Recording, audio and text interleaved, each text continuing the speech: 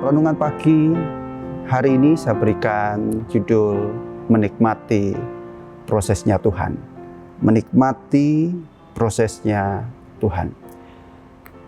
Tidak sedikit orang yang dalam perjalanan kehidupannya, apalagi di masa-masa pandemi ini yang masih berlangsung, tidak pandang dia profesi apapun itu, ya, tidak sedikit yang mengalami stres, ya, stres, bahkan depresi, ya.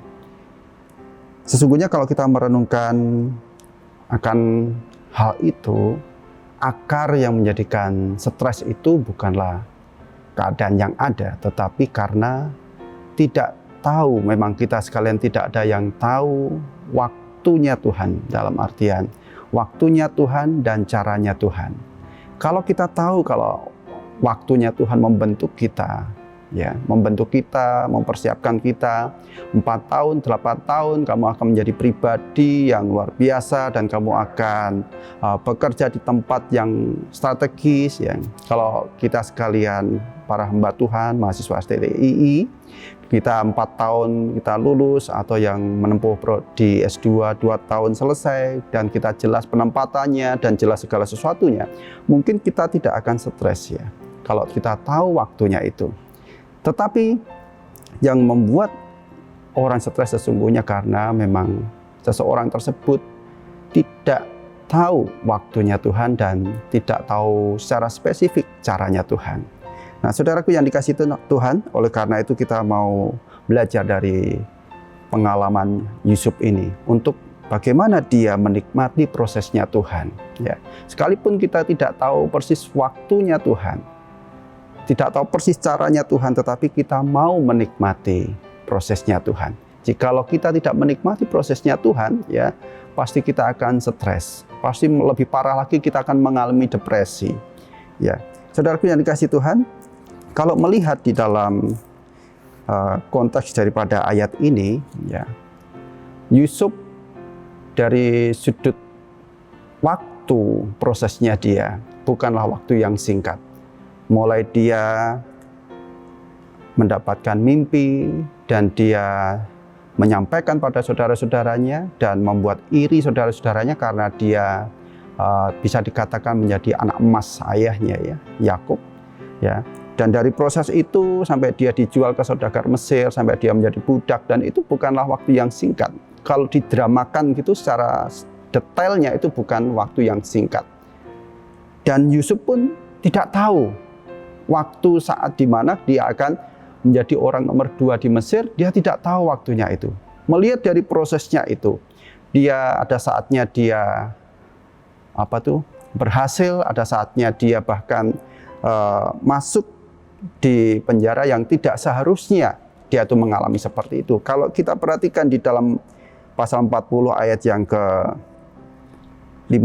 di situ dikatakan itu curhatan curhatan daripada Yusuf ketika dia hendak menafsirkan mimpi daripada juru roti dan juru minum raja yang dimasukkan penjara bersama-sama dengan Yusuf pada saat itu. Dikatakan, sebab aku diculik begitu saja dari negeri orang Ibrani, dan di situ pun aku tidak pernah melakukan apa yang menyebabkan aku layak dimasukkan ke dalam liang tutupan ini. Jadi Yusuf sesungguhnya punya banyak alasan untuk dia tidak mengalami itu, ya, intinya seperti itu. Jadi punya banyak alasan untuk dia membela dirinya bahwa dia sesungguhnya tidak layak masuk seperti apa yang dia alami saat itu. Jadi Yusuf pun tidak tahu, di dalam Alkitab pun tidak dituliskan bahwa Allah menyampaikan pada Yusuf, kamu akan diproses sekian tahun sampai dengan sekian tahun. Yusuf tidak tahu waktunya itu.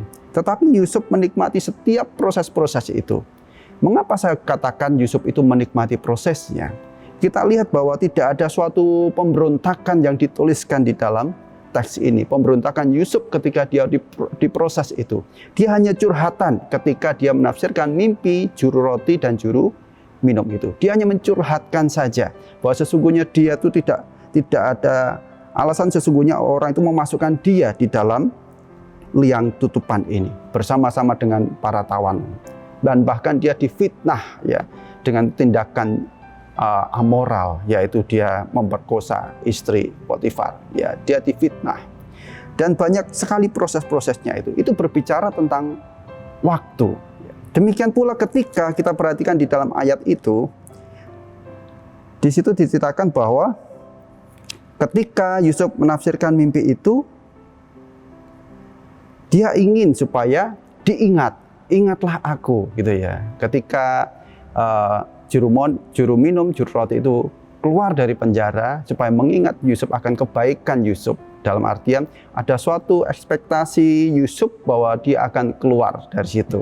Tetapi kita melihat bukanlah itu waktunya Tuhan. Tetapi dikatakan ternyata di ayat yang 22 di dalam nats yang saya bacakan tadi, kepala juru roti itu digantungnya seperti yang ditakbirkan Yusuf pada mereka. Yusuf tidaklah diingat, dalam artian Yusuf dilupakan oleh juru minum itu. Dilupakan. Dan akhirnya mundur berapa tahun? Mundur 2 tahun. Secara teks disebutkan 2 tahun, tetapi Yusuf tidak tahu mundurnya waktu itu 2 tahun. Harapan dia, mimpinya dia sampaikan supaya dia terbebas dari situ. Ketika juru roti raja itu keluar. Tetapi apa yang terjadi? Waktu berjalan tidak seperti apa yang dia pikirkan. 2 tahun ditulis dalam teks, tetapi dia tidak tahu saatnya itu 2 tahun lagi dia akan dibebaskan. Tidak ada suatu teks yang menuliskan bahwa Yusuf itu protes, Yusuf itu memberontak, tetapi Yusuf menjalaninya. Saya percaya bahwa Yusuf menjalaninya dengan menikmati setiap prosesnya Tuhan. Mengapa saya mengatakan Yusuf menikmati? Ya, karena bahkan ketika dia ada godaan istri Potifar, ya, dia memilih takut kepada Allahnya. Itu membuktikan dedikasi daripada Yusuf. Dan Yusuf pun tidak memberontak itu. Ingat, menikmati prosesnya Tuhan melalui waktunya Tuhan. Yang pertama, menikmati prosesnya Tuhan melalui waktunya Tuhan. Waktu Tuhan berbeda dengan waktu yang sudah kita tentukan. Mungkin kalau kita mahasiswa STII peringkat di prodi S1 maupun prodi S2, S1-nya 4 tahun, S2-nya 2 tahun, ya itu kalau menurut ukuran para dosen yang pernah menempuh di Dallas itu bukan waktu yang panjang, itu sangat singkat ya. Nah, kita menikmati proses itu kalau sudah lulus ya, kita mungkin sudah berpikir, wah aku akan melayani di sini, aku akan melayani di sini gitu ya. Ternyata ya kalau itu sesuai dengan ekspektasi kita. Kalau tidak ya, atau mungkin kita ada saatnya kita tuh dipandang sebelah, ada saatnya kita tuh ditempatkan di tempat yang terpencil dan lain sebagainya. Mungkin kita ada saatnya kita tuh hati kita memberontak seolah-olah kepada Tuhan. Tetapi ketika kita mau menikmati prosesnya Tuhan, waktunya Tuhan ya, itu akan indah pada waktunya, seperti apa yang dialami Yusuf. Akhirnya kita melihat bahwa Yusuf dipakai luar biasa, bukan hanya diberkati hidupnya, ya, bukan hanya diberkati hidupnya dalam artian dia menjadi orang nomor 2 di Mesir, tetapi melalui waktunya Tuhan, dia mampu untuk mengampuni saudara-saudaranya. Belum tentu juga kalau pada saat itu Yusuf dibebaskan pada waktu itu sesuai dengan ekspektasinya dia, belum tentu Yusuf itu dapat mengampuni saudara-saudaranya. Ya karena dia merasa bahwa dia ahli menafsirkan mimpi, dia bebas karena kemampuannya ya. Tetapi ketika dia menikmati prosesnya Tuhan, dia mampu untuk menikmati prosesnya Tuhan. Dia mampu mengampuni saudara-saudaranya. Mampu mengampuni saudara-saudaranya. Demikian pula Yusuf di situ terwujud melalui Yusuf juga akhirnya muncullah 12 suku Israel. Nah, ternyata di balik segala proses waktunya Tuhan bukan hanya memberkati Yusuf, tetapi rencana dan rancangan Allah terwujud melalui juga kehidupan Yusuf untuk menjadi berkat bagi menjadi bangsa yang besar dari 12 suku Israel. Betapa luar biasa waktunya Tuhan kalau kita mau menikmati waktunya Tuhan. Yang kedua adalah menikmati prosesnya Tuhan melalui caranya Tuhan. Ya. Caranya Tuhan kita bisa melihat di dalam setiap proses perjalanan Yusuf ini. Ya. Caranya Tuhan begitu tak terselami akal pikiran kita. Kita melihat dari prosesnya Yusuf dari dibenci saudaranya, sampai dia menjadi budak, sampai dia keluar dipercaya lagi, sampai dia masuk penjara lagi, sampai dia dipercayakan menjadi orang di penjara itu, bahkan sampai dia menafsirkan mimpi dan sebagainya. Ya, kita lihat cara Tuhan memproses dia. Dia tidak tahu waktunya kapan dia keluar, dia tidak tahu bagaimana caranya Tuhan, tetapi dia menikmati prosesnya Tuhan dengan cara-cara yang di luar ekspektasinya. Itu terbukti melalui curhatan Yusuf tadi ya. Sesungguhnya aku tidak pernah melakukan apapun yang menyebabkan aku ini layak dimasukkan ke dalam liang tutupan ini. Ya, saudaraku yang dikasihi Tuhan, sobat STTI yang diberkati oleh Tuhan, yang teristimewa untuk mahasiswa STTI dan juga kita sekalian para hamba Tuhan. Tuhan punya cara yang terbaik, ya. Tuhan selalu punya cara yang terbaik dari apa yang kita pikirkan baik, ya.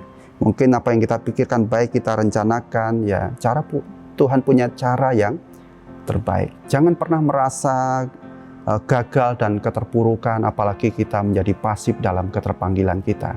Ya, Tuhan punya cara dan waktunya yang terbaik.